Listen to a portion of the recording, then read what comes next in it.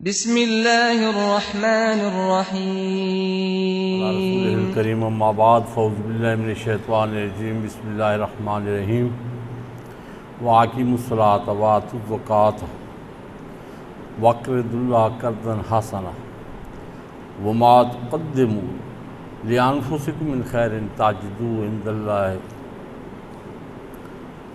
هُوَ خَيْرًا وَأَعْظَمَ أَجْرًا واستغفر اللہ ان اللہ غفور رحیم صدق اللہ مولانا العظیم۔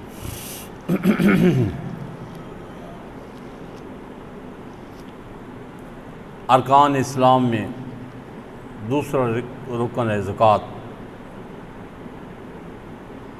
تو آج یہ جو چند منٹ کی گفتگو ہوگی آپ کے ساتھ، یہ زکوٰۃ کے بارے میں ہوگی۔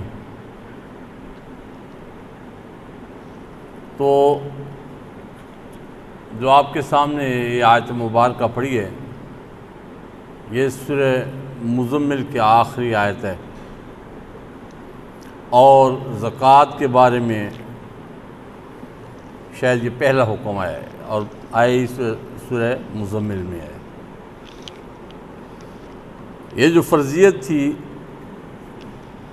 اس میں مختلف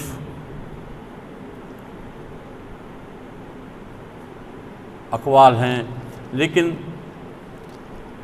آقا پاک احمد مجتبیٰ سیدنا محمد مصطفیٰ صلی اللہ علیہ وسلم نے آغاز میں مکہ مکرمہ سے جس وقت نماز شروع کی، ساتھ ہی یہ زکوٰۃ والا معاملہ بھی شروع تھا۔ غریبوں، بے کسوں اور جو مجبور لوگ تھے، تو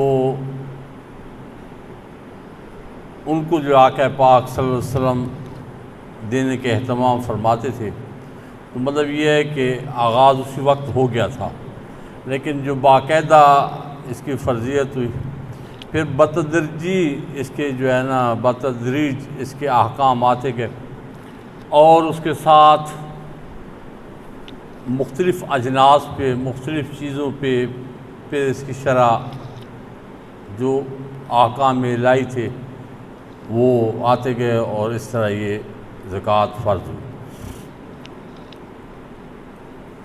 تو آیت مبارکہ کا جو ترجمہ ہے وَأَقِیمُوا الصَّلَاةَ، اور نماز قائم کرو اور زکوٰۃ ادا کرو، مطلب یہ ہے کہ پہلا جو حکم ہے وہ نماز کا ہے۔ یہ بدنی جو احکام ہیں، نماز یہ ڈائریکٹ اللہ تعالیٰ عز و جل کے ساتھ منسلک ہے،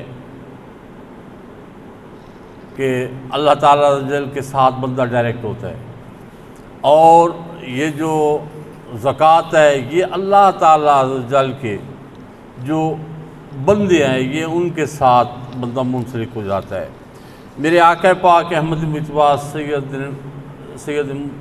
محمد مصطفیٰ صلی اللہ علیہ وسلم، آپ دعوت حقوق اللہ اور حقوق العباد پر آپ کی دعوت مشتمل ہے۔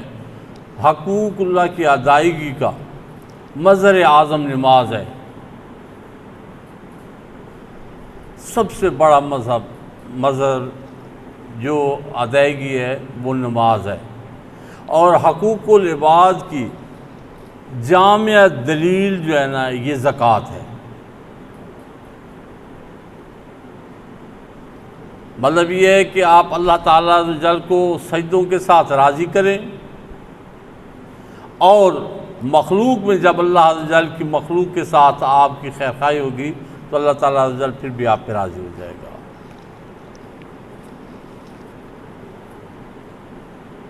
اب زکوٰۃ جس طرح باقی ارکان اسلام کو ہم نے پس پوش ڈال دیا ہے، زکوٰۃ کے ساتھ بھی یہی معاملہ ہے۔ اب لوگوں کو شعور ہی نہیں ہے، اکثر لوگ یہ سمجھتے ہیں کہ شاید ہم پہ زکوٰۃ لاگو ہی نہیں ہے، اور جن کو اللہ تعالیٰ عز و جل نے مال دے دیا ہے وہ اس سے بالکل منحرف ہو گئے۔ آپ معاشرے میں دیکھ لیں بعض لوگوں نے فقط اپنے آپ کو اہل تشیع اس لیے لکھوا دیا ہے اپنے بینکوں میں تاکہ وہاں سے وہ زکوٰۃ نہ لے۔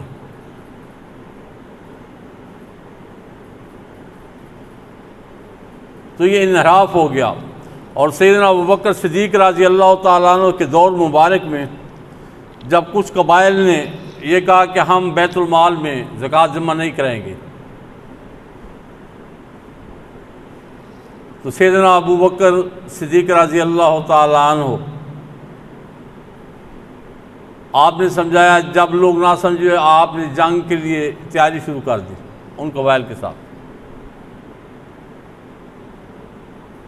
اور جب تیاری کر لی تو عمر بن خطاب رضی اللہ تعالیٰ عنہ آپ کے پاس حاضر ہوئے اور عرض کیا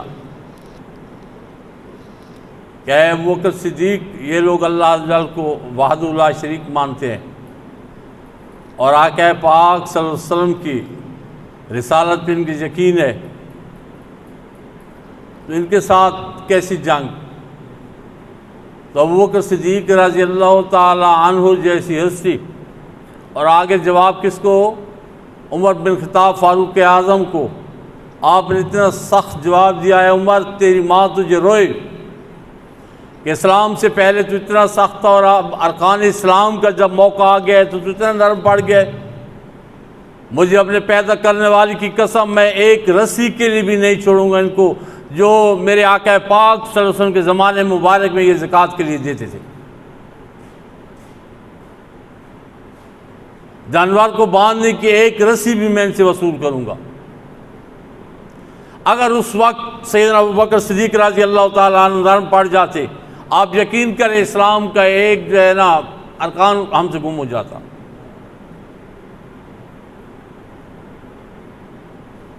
اور یہ ارکان اسلام یہ تمام کے تمام پارا پارا ہو جاتے اس وقت۔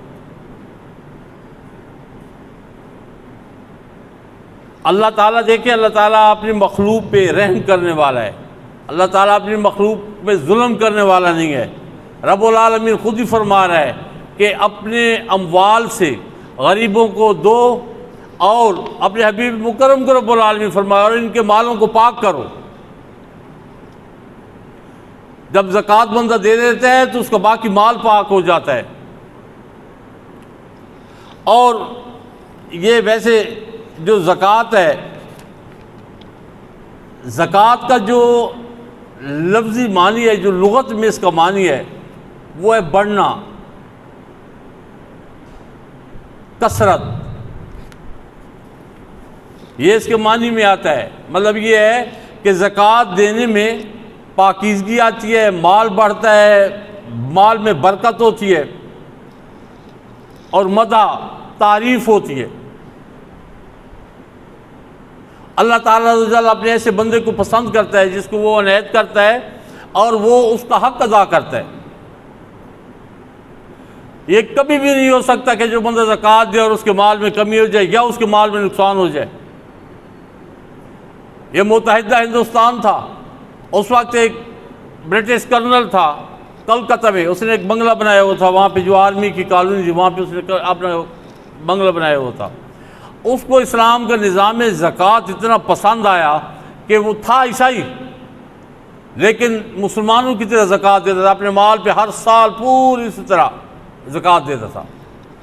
وہاں پہ کلکتہ سے اس کی پوسٹنگ ہندوستان کسی اور علاقے میں ہو گئی، وہاں پہ اسی کلکتہ آرمی کی جو کالونی تھی آگ لگ گئی، آگ لگ گئی، پوری کالونی جل گئی۔ تو کسی نے اس کو تار بھیجا کہ وہ کالونی جل گئی اور تمہارا بنگلہ بھی اس میں جل گیا ہے۔ تو اس نے وہاں سے کہا کہ یہ کبھی بھی نہیں ہو سکتا کہ میرا بنگلہ جلا ہو، پوری کالونی جل گئی ہوگی، میرا بنگلہ نہیں جلا ہوگا۔ انہوں نے کہا ساری کالونی جل گئی، تیرے بنگلے کو کیا ہوگا؟ اس نے کہا ضرور دیکھو جا کے۔ اور جب دیکھا گیا تو حیرت کی انتہا تھی، تمام کالونی جل گئی تھی، اس کرنل کے بنگلے کو آگ نے چھوئے بھی نہیں۔ تو لوگوں نے پوچھا یہ کیا ہے، یہ تو انتہائی حیرت کی بات ہے، جبکہ پوری کالونی جل گئی۔ اس نے کہا میرا گھر جل نہیں سکتا، وجہ یہ ہے کہ مسلمانوں کو جو طریقہ ہے زکوٰۃ کا، میں اپنے مال سے ہر سال اسی طرح پوری زکوٰۃ دیتا ہوں، اور جب میں زکوٰۃ دیتا ہوں تو میرے مال کی حفاظت میرا رب فرماتا ہے۔ ایک عیسائی کو تو یقین ہو گیا کہ میں زکوٰۃ دوں گا تو میرے مال کو کچھ نہیں ہوگا، وہ ہزاروں میل سینکڑوں میل دور بیٹھ کے کہہ رہا ہے کہ میرے گھر کو کچھ نہیں ہوگا، فقط اسلام کے ایک رکن کی وجہ سے اور اسلام کے ایک رکن پہ عمل کی وجہ سے، جبکہ وہ اسلام میں داخل ہی نہیں تھا، میرے رب نے اس کے مال کو بھی حفاظت سے رکھا۔ تو اس لیے یہ جو اسلام دین فطرت ہے، اس میں جو احکام ہیں وہ ایسے نہیں ہے کہ وہ فطرت کے مطابق نہ ہو، وہ فطرت کے مطابق ہے۔ اور زکوٰۃ تو وہ عمل ہے کہ جو بندے زکوٰۃ پرمننٹ دیتے ہیں اپنی زندگی میں، کبھی ان کے مال میں کمی ہو ہی نہیں سکتی۔ رب جو فرما رہے ہیں ان کے مال کو پاکیزہ کرو، اور زکوٰۃ کے ساتھ مال بڑھتا ہے، کبھی کم نہیں ہوتا۔ اور ایک اور اس میں خوبی یہ ہے کہ اندر جو بندے کے ایک بخل ہوتا ہے کہ مال میرا ضائع نہ ہو جائے، لیکن جب بندہ زکوٰۃ دینا شروع کر دیتا ہے وہ بخل ختم ہو جاتا ہے، اس کے اندر میں نرمی پیدا ہو جاتی ہے، اور اس نرمی کی وجہ سے جب دل نرم ہو جاتا ہے رجوع اللہ ہو جاتا ہے بندے کا۔